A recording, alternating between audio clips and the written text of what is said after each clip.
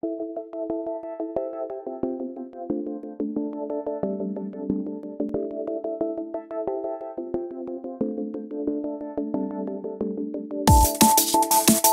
everyone, thanks for pressing play.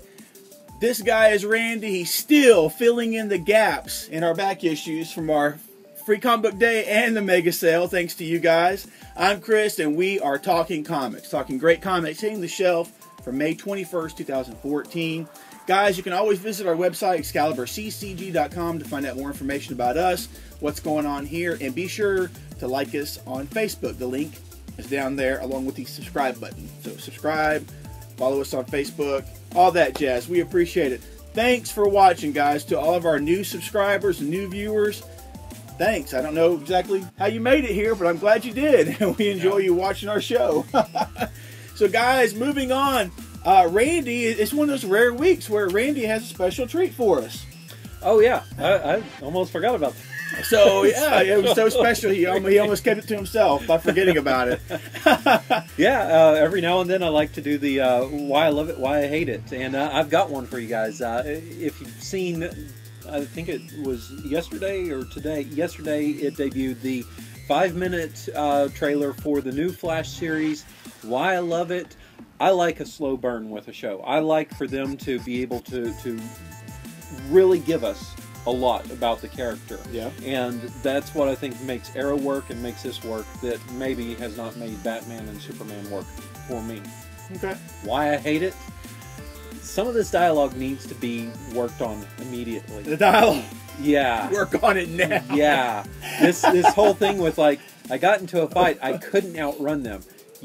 Sometimes you need to have a bigger heart and fast legs. Okay, that's something only a parent's going to say to a kid that's going to grow up to be the Flash. And by the way, people, we get it. He's the Flash. He runs fast. We don't need to keep on hearing, I'm not a hero. I'm just a guy that runs fast. 2 or 3, 4 times. So, why I love it, why I hate it. I love that. That's awesome. But guys, if you haven't seen the new trailer for the new Flash series coming from the CW this fall, click down below on our Facebook page. I got it posted there. It looks intense. It does. It looks really cool. There's Weather Wizard looks cool. It does. Yeah. He does. He does. And they make a progression of Barry Allen as the Flash even throughout that trailer. He looks a little too young to possibly be the police officer, though. But he is. He's like the crime or something. He's like a science guy. He's like he works for the he works for young. He's a young guy. But he made it in, so there we go. Guys, moving on to the storylines that are hitting this week. We get quite a bit, and we even get the wrap up of a couple of things. So finally, what do you want to start off with, sir? We've got continuing Original Sin. There we go. Number 2 is out. Remember, this is going to be twice a week, or twice a month here. So it's going to fly through for you guys. First issue, we saw a whole lot going on here. One thing being the death of a certain somebody. Okay. And the formation of 2 teams that are going to be searching out, trying to figure out what exactly is going on. One is starting from the end point, what has happened, and looking back, trying to figure it out. The other team is looking at events that have gone on, including what might be considered the original sin, and going from there, trying to find the answer from that side. And we have 2 mysterious figures standing there holding the eyeballs at the end.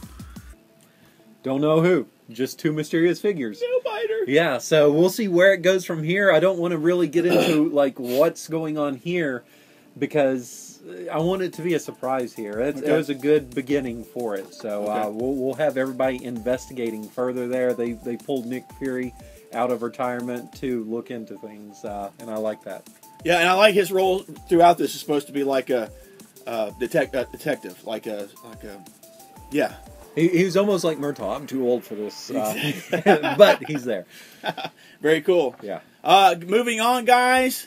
I guess I'll cover the Forever Evil stuff. Do it. Guys, we finally get it. It's here. It's here. Forever Evil number 7 is finally here. Thank you, DC, for wrapping up this series. And moving on with everything else that was supposed to wait until this issue came out. Anyway, I'm off my soapbox. Guys, Jeff Johns, David Finch finally finish up Forever Evil with number 7, hitting the shelf this week. We finally get the conclusion of the story, the all-out evil versus evil and the take no prisoners fight that takes place in this particular issue. Also, we get to find out why the Hooded Man is such a danger and why the crime syndicate fears him so much on their Earth, and why they were even afraid for him to be where he is now on our Earth as well. It's mixable flicks. But guys, that issue wraps up. Also, this week as well, we get Justice League of America number 14. Yes. That's the last issue of this series, and I wonder what happens to some of those characters. I don't know. Will anyone survive? Well, let's see. I've got 2 issues of Justice League United under my belt now. So yes, DC, I think I know a little bit about what happens. There are a couple of those that survive, yeah. But guys, we see in Justice League of America number 14, we see the wrap up of the Forever Evil storyline. This is like an aftermath issue. Yeah.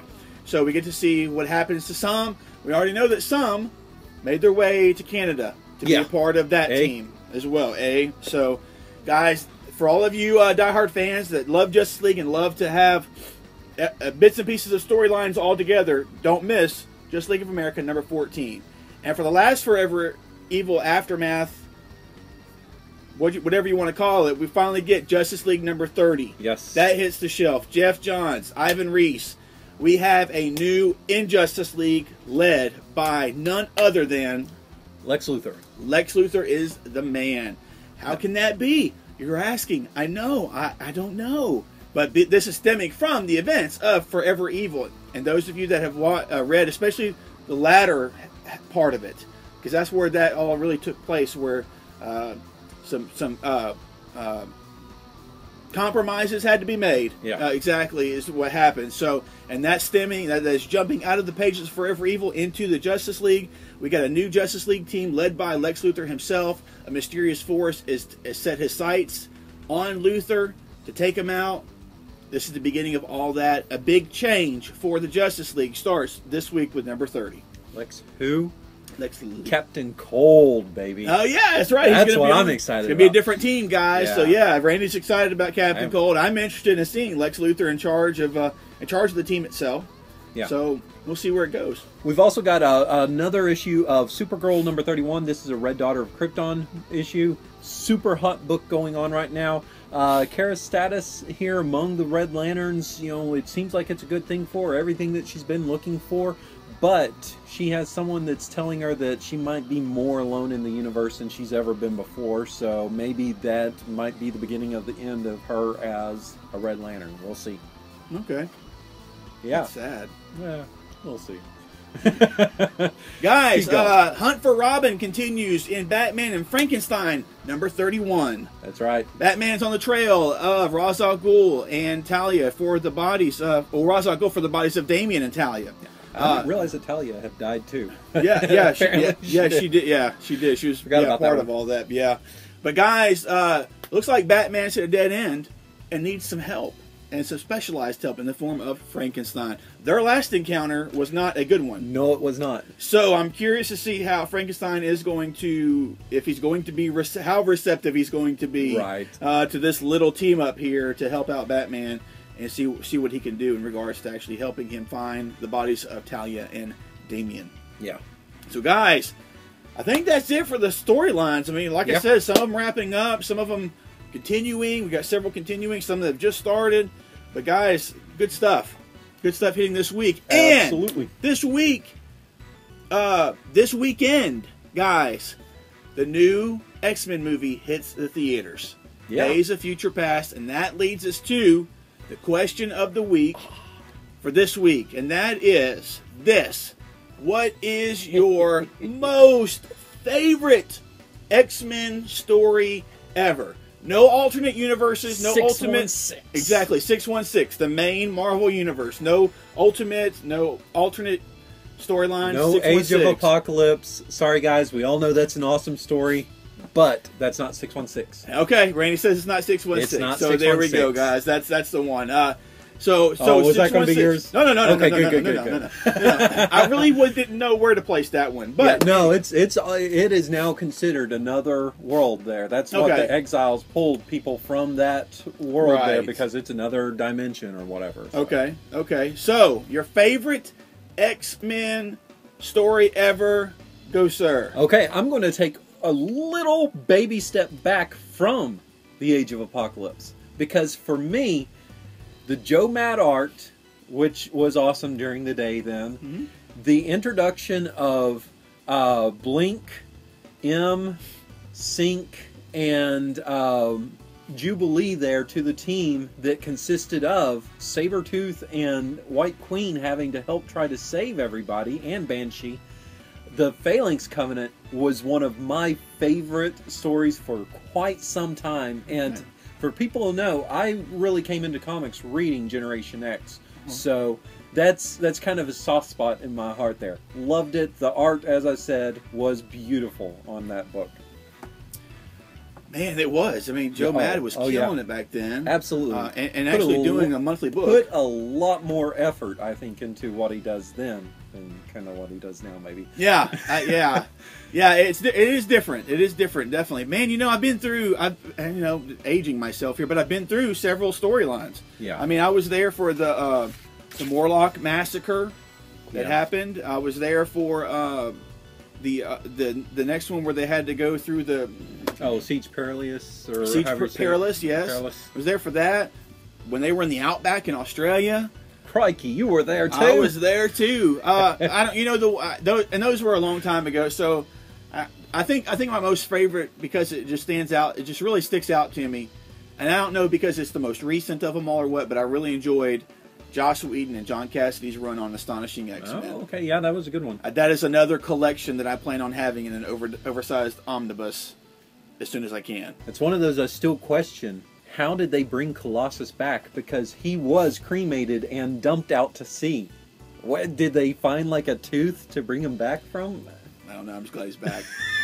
But guys, I mean, plus there was just also other single issues or 2-issue stories that were just awesome. The way you had Kitty Pryde and White Queen interact with each other throughout that was spectacular. Yes. I mean, just totally Whedon-esque, but yeah, totally. That was a really good series, and I'm glad that they finally completed it. I'm glad that we got a complete story out of that, and they've gone on to do other things. But I mean, even back in the day, man, there's all kinds of stuff. I mean, stuff even before I started reading, but the famous fight between Colossus and Juggernaut, back in the 200s, and then the early 200s, like issue 212 and 213, the first one, the Wolverine and Sabretooth issues, with Alan Davis art on those, if I'm not mistaken, just the Barry Windsor Smith covers. I mean, it was killer, man. Back then, you were also getting like the first appearance of the White Queen, the first appearance of Dark Phoenix or Phoenix. You were the first Starjammers, the first Dazzler. You just had all these now classic characters that were like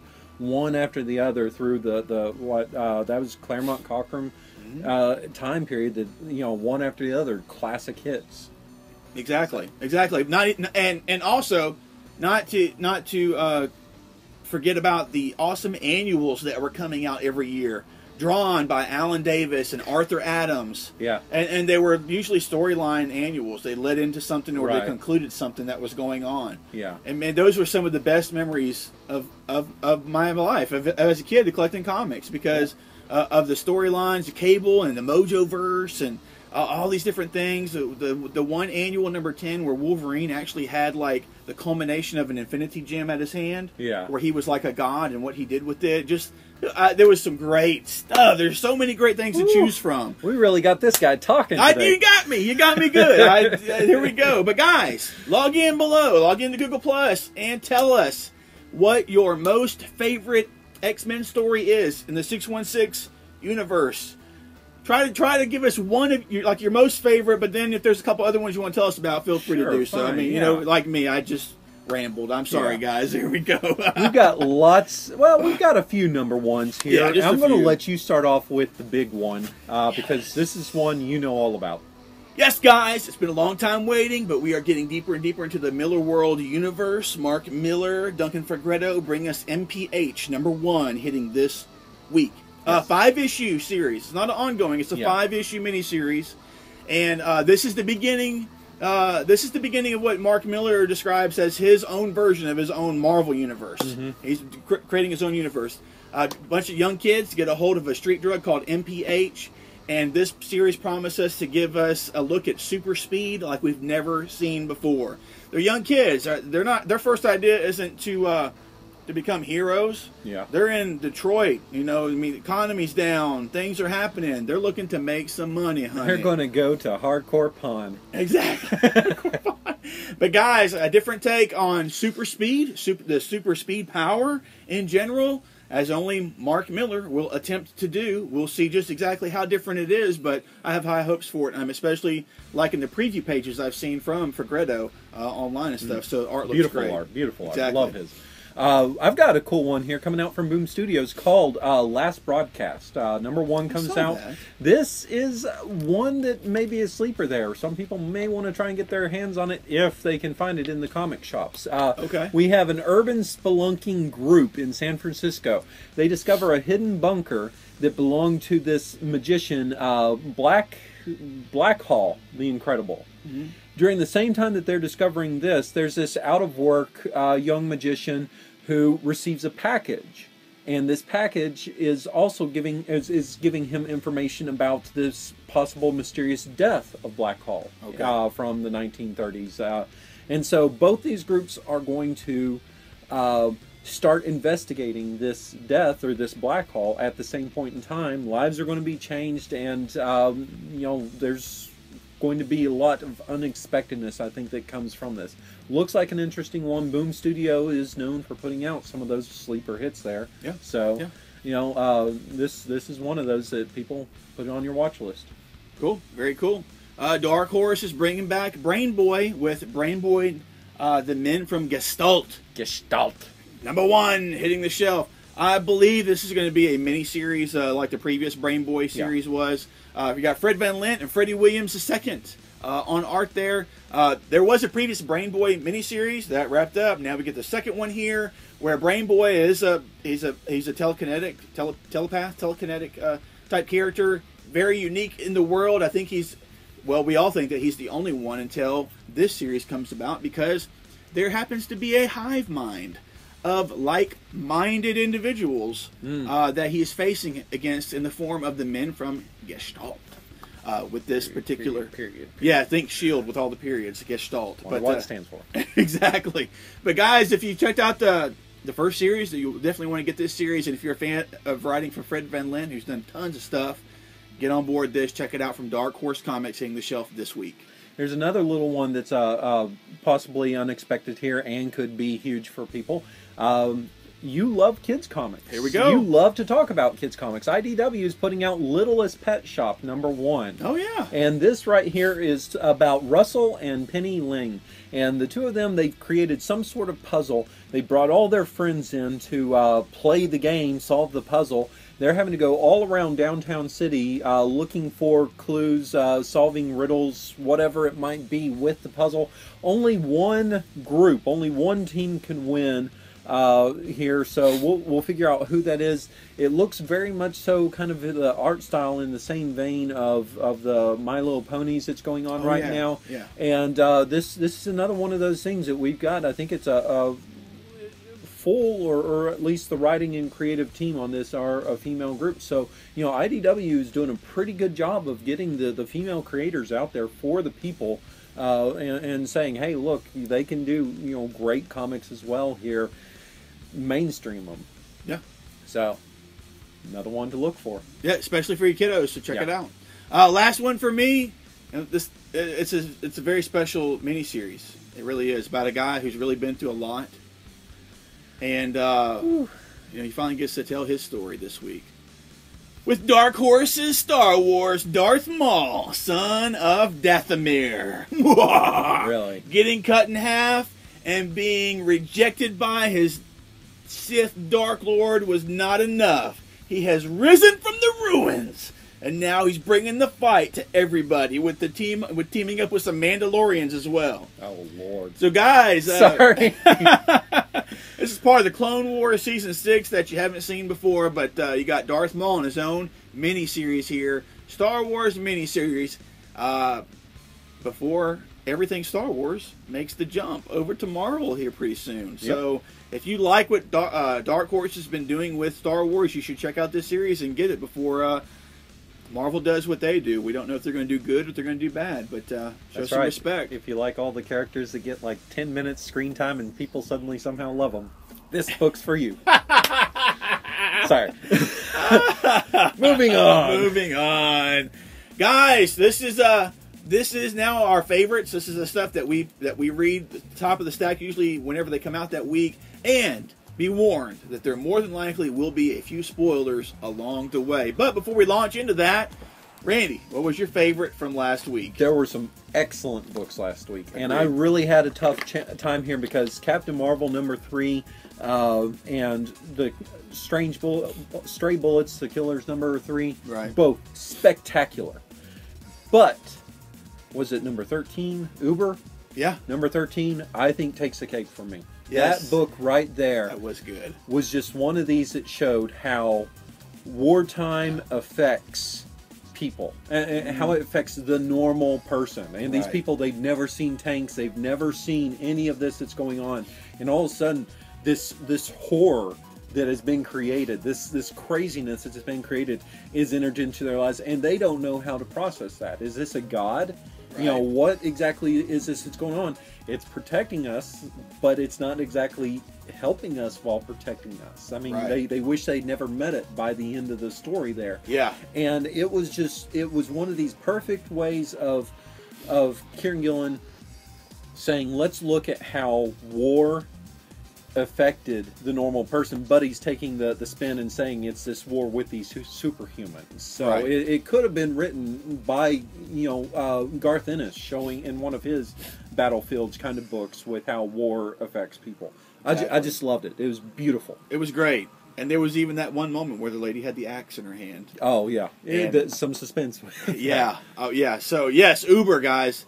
That was a great issue, and The Walking Dead 127 barely inched it out for me. Okay. I really enjoyed that latest issue. We jump ahead 2 years into the future, and it's a whole new world. And they've come up with a new way of taking care of the walkers. Rawhide. Exactly. I mean, and Rick looks different. Yeah. He's got some accoutrements. Yeah. And Carl's growing up even more, having to make some decisions, and people. It's totally different. I was like, yeah, this is cool. This is where the book needs to be now. Is what I thought. So I really enjoyed that issue, and especially like the last 2 pages of it. Yeah. With the conversation that Carl has with a certain somebody, I was like, yeah, exactly. That's exactly who it would be too. But it was really good. So different. Yeah. Oh yeah. He sounded so different. Yeah. The thing I think that this book was perfect for was this was the possible only way that you could create an out for Rick, where he is no longer the main focus as the guy doing everything, because he is now beyond that. Yeah. And so I like that, and I think that Magda that we were introduced to, and maybe Jesus might be the people that are now going to be your main focus on who goes out, who's asked to do the extreme things anymore, because Rick is in a position he can't anymore. Yeah, I mean, and I loved the new look of Jesus. Bushido. I thought Rick seemed very eerily similar to Gregory when they first met Gregory on the hilltop. When they went in, they had to do it wasn't Gregory. Who was the guy that was in charge of their area when he first went in? They had to interview and everything. It was interesting how much he seemed similar to him. I know who you're talking about now. The older guy. Yeah, the older. But I can't remember his name. He had the son that had the crush on Andrea. But, exactly. Yeah. And he ratted him out to Negan, and Negan introduced him to Lucille. Yeah. So anyway, guys. So moving on to Lucille the knife. That's right. It was the knife. That's right. It was the knife. He never named his knife, did he? No. Moving on, guys. Ricky. That's so wrong. What's your favorite first favorite you want to talk about for this week? Saga number 19 returns, man. Yeah. How awesome is that? And this right here is going to be a totally different direction than where it's been previously. Okay. The last issue that we had left off saying this was the last time we saw our original pursuers for a while. So Gwendolyn, the Will, they are kind of done with their story for the time being. Okay. This is all new villains, all new planets, all new direction with it. Not a lot else being revealed right now. I don't care. It's going to rock. Cool. Very cool.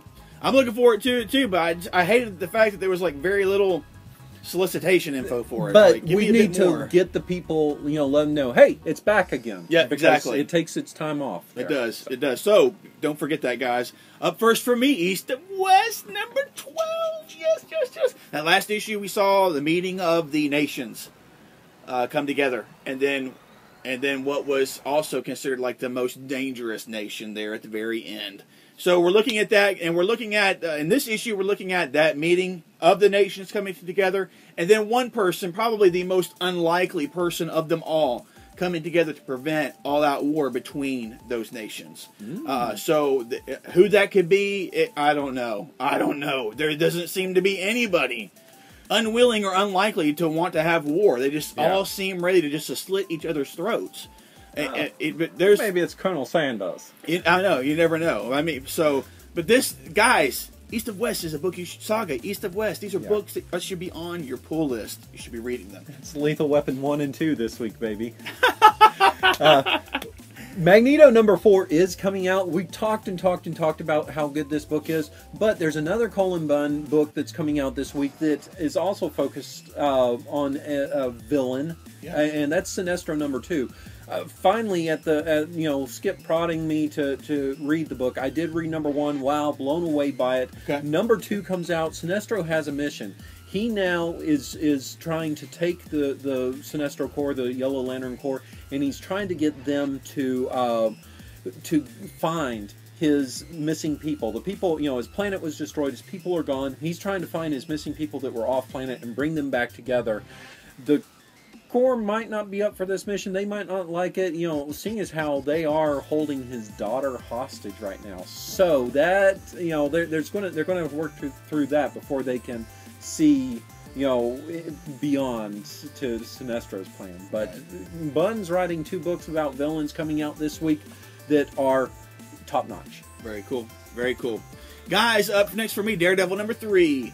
Matt Murdock's in San Francisco, and thought that he was teaming up with somebody to take down a drug cartel, when he teamed up with the Shroud, he found out that the Shroud is now in charge of that crime syndicate, that crime cartel going on there. Also, the Owl is back. Whatever. I want to see what's going to happen between Daredevil and the Shroud and what's going on. Because with last issue, it was one of my favorites ever of the Daredevil series, the old one and the current one. I want to see what's going to happen with this issue between Daredevil and the Shroud. Definitely. Cool. Last one for me is Wonder Woman number 31. This book is nearing its final story there for Azarello and Chang, right. And with this one we get, they're prepared for war. It's Wonder Woman and her group versus the Firstborn, and he's now claimed the throne of Olympus, and it's just going to be all out war. This time we see Wonder Woman. She has a new and a very unlikely ally. Don't know who this is, but at this point in time, no guesses, because it could be anybody. Maybe someone previously thought dead. I don't know. Right. But she's got a new ally. When all is said and done here, we don't know who's going to still remain standing, who's going to be ruling Olympus. We don't know, but it's going to be an awesome, fun ride figuring out what's what there. Cool. Very cool. Last one up for me, Thor God of Thunder number 22. Last Days of Midgard. I've been loving this storyline. This has been a fun storyline to me. Thor has been presented with some challenges that have really taken him from left field, and then when he thinks that he's solved a problem, really he's only made it worse. And that was cool. But something looks like it's going to be fun, and it's kind of been teased at in the previous issues in this storyline. We're going to see the granddaughters of Thor taking on Galactus. Nice. So where is King Thor exactly in all this? I don't know, but I want to see the granddaughters get some action on this series. And also, Ulick the Troll is back, who happens to be a minion, apparently, of the Minotaur. So, we'll see how that goes. Awesome art by Assad Ribic. Yeah. Fun story by Jason Aaron. I'm totally digging it. Check it out. Yeah, we should mention, guys, these are just our favorites. There are other ones that we always talk about. Velvet #5, Ghosted 10, Magneto 4, Amazing Spider-Man #2 is coming out, Elektra #2. That one had some beautiful art, some well-talked about story there. And X-Men #10. Lots of good books coming out this week. We're just focusing on a couple of them here. Exactly, guys. And speaking of that, that wraps up the show for this week, guys. Log in, tell us below what you think of Randy's Why I Love It, Why I Hate It, about the Flash trailer. Check out the Flash trailer. Also, the question of the week, your most favorite X-Men story in the main 616 universe. Tell us below. And if you had a chance to go see the movie, tell us about it below. Try not to spoil it. But tell us below what you thought about it. If it was great, if it was what you thought it would be, if you were disappointed, tell us below. We want to hear and we want to know. Guys, he's Randy, I'm Chris. We are ExcaliburCCG.com, Excalibur Comics, Cards, and Games in Shreveport, Louisiana, and in Texarkana, Texas. Be sure to follow us, subscribe, follow us on Facebook. Sorry for the old school graphics, but Brad was out of town. He's at the Dallas Comic-Con, and I hope he had a great time doing that. So, anything else to add, sir? That looks good to me. Sounds good to me. Works for me, guys. Take care. Be safe. Read great comics. Bye-bye.